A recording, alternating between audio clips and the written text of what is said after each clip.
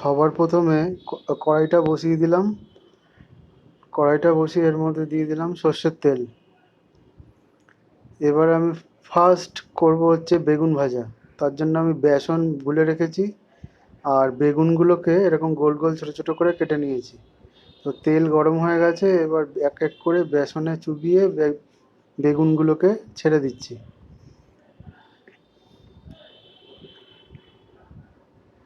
এরকম একটা একটা করে বেগুনগুলোকে ছাড়তে হবে তেলের মধ্যে। আজকে যেহেতু ছুটির দিন, তো আজকে খাওয়া দাওয়াটা একটু অন্যরকমভাবে করানো হবে সবাইকে।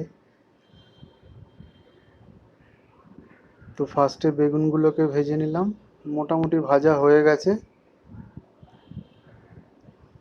এইবার বেগুনগুলোকে একটা একটা করে তুলে নেব।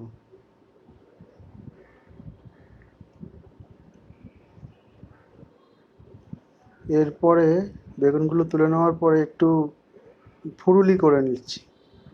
এক্সট্রা এক্সট্রা বেসন হয়ে গেছিলো, তো আর একটু বেসন আর লবণ দিয়ে একটু ফুরুলি ভেজে নিচ্ছি। তো আমাদের ফুরুলিগুলো মোটামুটি ভাজা হয়ে গেছে, তাই আমি তুলে নিচ্ছি ফুরুলিগুলো। এবার এই তেলের মধ্যেই যে মাছ রান্না করব সেই আলুগুলোকে দিয়ে দিচ্ছি। দিয়ে এই আলুগুলোকেও একটু গোল্ডেন ফ্রাই করে তুলে নেব। এরকম উল্টে পাল্টে ভেজে নিতে হবে। আলুগুলোও আমার ভাজা হয়ে গেছে, আলুগুলোকেও আমি তুলে নিলাম। এবার এই তেলের মধ্যে আমি মাছগুলোকে দিয়ে দেবো। যেহেতু এটা বোয়াল মাছ, তো খুব ফাটবে, আপনারা সবাই জানেন, তাই জন্য একটু ঢাকা দিয়ে দিয়ে ছাড়ছি। দেখতেই পাচ্ছেন কেমন ফাটছে। তো এটাকে আমি ঢাকা দিয়ে দিয়ে ভাজবো। আমার এক পিঠ ভাজা হয়ে গেছে, তো আমি এগুলোকে উল্টে দিচ্ছি।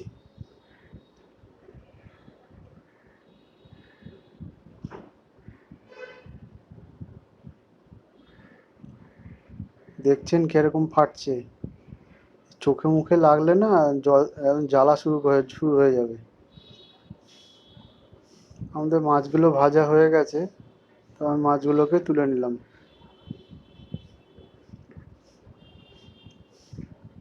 এবার এই তেলের মধ্যেই কাটা পেঁয়াজ, লঙ্কা এবং টমেটো দিয়ে দিলাম। দিয়ে এগুলোকে একটু আমি ভেজে নেবো ভালো করে। একটু লবণ দিয়ে দিলাম যাতে তাড়াতাড়ি ভাজা হয়ে যায় এবং টমেটোগুলো তাড়াতাড়ি গলে যায়। ভাজা মোটামুটি ভাবে হয়ে গেছে, এবার এর মধ্যে দিয়ে দিচ্ছি আদা রসুনের পেস্ট। আদা রসুনের পেস্ট দিয়ে যতক্ষণ আদা রসুনের কাঁচা ভাবটা না চলে যাবে ততক্ষণ কষাতে থাকবো। কষানো হয়ে গেছে প্রায়, এবার দিয়ে দিচ্ছি লঙ্কার গুঁড়ো। আপনারা যে যেরকম ঝাল খান সেই হিসাবে দেবেন। তারপরে দিলাম জিরের গুঁড়ো, তারপরে দিলাম লবণ। দিয়ে এটাকে আমি ভালো করে কষিয়ে নেব।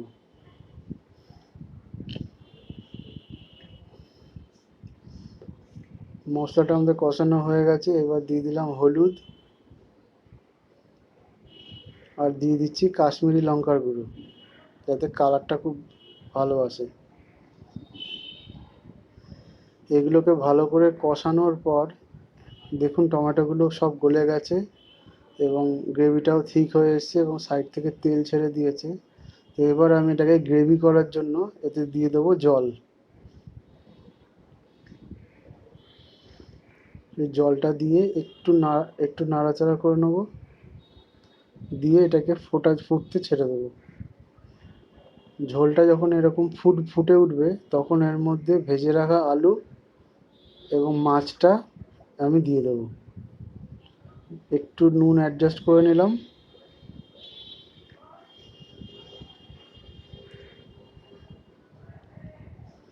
এবার আমি ভেজে রাখা মাছগুলো এর মধ্যে দিয়ে দিচ্ছি।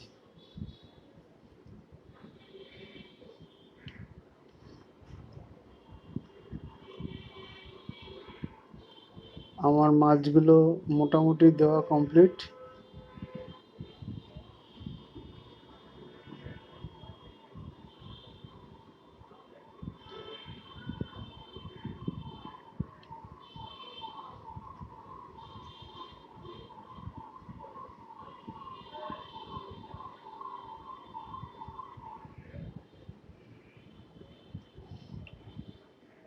আমাদের মাছটা হয়ে গেছে,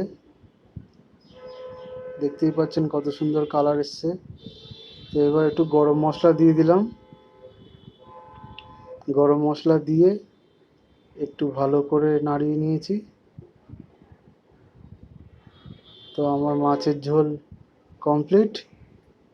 আপনারাও এইভাবে ছুটির দিনে বাড়িতে থাকলে এইভাবে রান্না করবেন এবং কমেন্টে অবশ্যই লিখে জানাবেন যে আপনাদের ভিডিওটা কেমন লাগলো।